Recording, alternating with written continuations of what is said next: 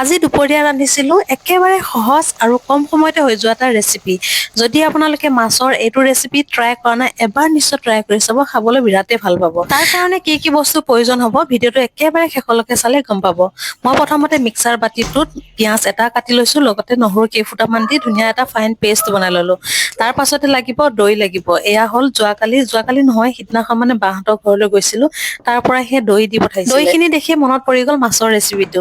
সেয়েহে বোলো আজি ধুনীয়াকে বনাই খাওঁ আৰু আপোনালোকৰ লগতো ভিডিঅ'টো শ্বেয়াৰ কৰিছোঁ। দৈখিনিও ধুনীয়াকে এয়া ফেটি ল'লো। এতিয়া কেৰাহীত মই প্ৰয়োজন মতে মিঠাতেল দি দিছোঁ, কেইটামান পাঁচফোৰণ, লগতে কাটি লোৱা পিঁয়াজখিনি দি দিছোঁ। পিঁয়াজখিনি কিছু সময় লৰাই ভাজি দিব লাগিব। ধুনীয়া ৰঙচুৱাকে ভাজি ল'লো পিঁয়াজখিনি। তাৰ পাছতে মই বনাই লোৱা যিখিনি পেষ্ট আছিলে সেইখিনি দি দিলোঁ, পিঁয়াজৰ পেষ্টখিনি। একেলগে মই সেই দৈখিনিও দি দিছোঁ। সেইখিনিও কিছু সময় ধুনীয়াকে লৰাই ভাজি দিব লাগিব, যাতে কেঁচা গোন্ধটো সম্পূৰ্ণ গুচি যায়গৈ আৰু তেল বিৰিঙি উঠে। অকণমান জিৰা পাউডাৰ দিছোঁ, ইয়াতে কোনো ধৰণৰ হালধি সোৱাদ অনুসৰি অকণমান নিমখ দি কিছু সময় এনেধৰণে লৰাই ভজাৰ পিছতে মই গৰম পানীখিনি দি দিছোঁ। আৰু এয়া মাছখিনি দেখিছেনে, মাছখিনিও সেই বাহঁতৰ ঘৰৰ পৰাই দি পঠিয়া। মাছ আৰু দৈ ধুনীয়াকে দি পঠাইছে। তাৰ পাছতে মই মাছ কেইপিচ তাতে দি দিছোঁ। মাছখিনি ধুনীয়াকে এনেধৰণে কিছু সময় লৰাই দিলোঁ। লগাই থৈছোঁ 5 মিনিটৰ কাৰণে, খুব ধুনীয়াকে উতলিব দিম। 5 মিনিটৰ পিছত মই ঢাকোন আঁতৰাই কেইটামান কেঁচা পকা জলকীয়া দি দিছোঁ আৰু লগতে ৰেড চিলি পাউডাৰ অকণমান দি দিছোঁ কালাৰৰ কাৰণে।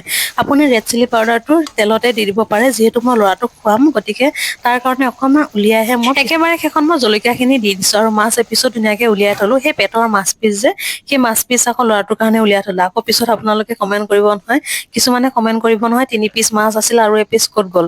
তেনেকে মানে সেই আগৰ ভিডিঅ' কেইটাতো কমেণ্ট কৰিছে, 3টা কণী আছিল আৰু এটা কণী ক'ত গ'ল, তেনেকে মানে কণীৰ ৰেচিপি এটা দিওঁতে তেনেকে কমেণ্ট কৰিছিলে। সেই গতিকে মই আগতীয়াকে জনাই দিছোঁ যে এপিচ মাছ মই ল'ৰাটোৰ কাৰণে উলিয়াই থ'লো জ্বলা নিদিয়াকে। তাৰ পাছতে মই দুপৰীয়া থালিখন ধুনীয়াকে সজাই লৈছোঁ আৰু ইফালে আকৌ সৰিয়হৰ আচাৰ অকণমানো লৈ লৈছোঁ। আৰু এইটো ৰেচিপি যদি আপোনালোকে ট্ৰাই কৰা নাই এবাৰ নিশ্চয় ট্ৰাই কৰি চাব, খাবলৈ বিৰাটেই ভাল পাব। বাৰু আপোনালোকে ভিডিঅ'টো চাই কেনে পালে এবাৰ নিশ্চয় জনাব। যদি ভাল লাগিছে এটা লাইক কমেণ্ট কৰি দিব, লগতে ভিডিঅ'টো শ্বেয়াৰ কৰিবলৈ একেবাৰে নাপাহৰিব। আজি ভিডিঅ'টো ইমানে আছিল, আজিলৈ আহিলোঁ, বাই বাই।